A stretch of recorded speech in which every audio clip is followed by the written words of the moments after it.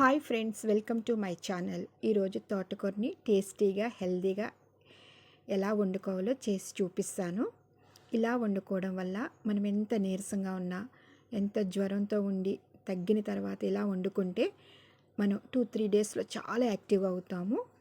మొదటగా మనం కుక్కర్ తీసుకొని కడిగి పెట్టుకున్న తోటకూరని వేసుకోవాలి. దీనికి 2 పెద్ద పెద్ద టమాటాస్ యాడ్ చేయాలి. టమాటాస్ ఈ తోటకూర కాంబినేషన్ ఏంటంటే తోటకూరలో ఐరన్, కాల్షియం ఉంటుంది. టమాటాస్లో అయితే మాత్రం సి వైటమిన్ రిచ్. ఈ 3 కాంబినేషన్ వల్ల మనకి చాలా వైటమిన్స్ అన్నీ చేరి మనకి బ్లడ్ అనేది బాగా పడుతుంది. దీనికి కొద్దిగా పసుపు యాడ్ చేయాలి, కొద్దిగా లిటిల్ బిట్ చింతపండు వేసుకొని ఒక గ్లాస్ వాటర్ యాడ్ చేయాలి.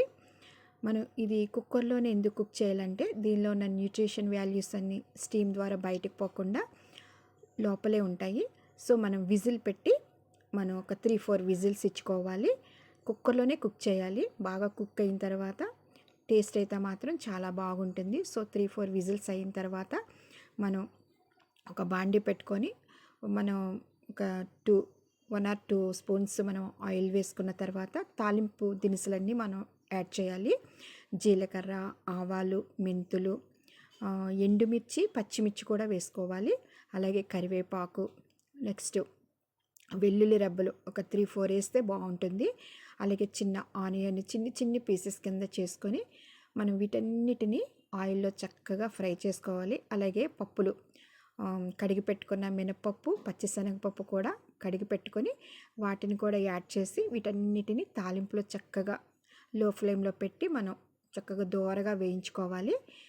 వేయించుకున్న తర్వాత ఆల్రెడీ మనం కుక్ చేసి పెట్టుకున్న టమాటాసు అండ్ తోటకూర ఒకసారి మనం చక్కగా మెత్తగా చేసుకున్న తర్వాత ఆల్రెడీ దాంట్లో కొద్దిగా వాటర్ ఉంటుంది కనుక మెత్తగా చేసుకున్న తర్వాత ఈ తాలింపులోకి మనం యాడ్ చేయాలి.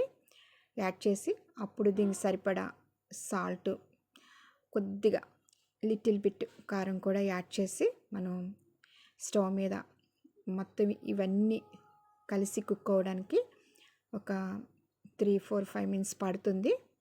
ఇప్పుడు కారం వేయాలి. తాలింపులోకి కారం వేసుకున్న తర్వాత కొద్దిగా పసుపు కూడా ఆల్రెడీ ముందు దానిలో కూడా పసుపు వేసుకున్నాం కనుక లిటిల్ బిట్ పసుపు కూడా వేసుకోవాలి. కొద్దిగా సాల్ట్, రుచికి సరిపడా సాల్ట్ వేసుకోవాలి. ఆల్రెడీ తోటకూరలో కొద్దిగా సాల్ట్ ఉంటుంది కనుక సాల్ట్ కొద్దిగా తక్కువగానే వేసుకోండి. సో వీటన్నిటిని కలిపి పెడుతూ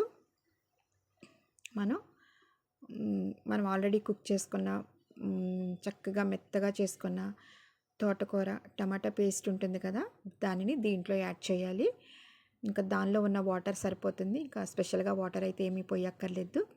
దీనంతటిని ఒక 4-5 మినిట్స్ మనం చక్కగా కలిసేట్టు చక్కగా కుక్ చేసుకున్న తర్వాత అన్నంలో వడ్డించుకుంటే చాలా బాగుంటుంది. ఒంటికి పట్టి బ్లడ్ బాగా పడుతుంది. Thank you.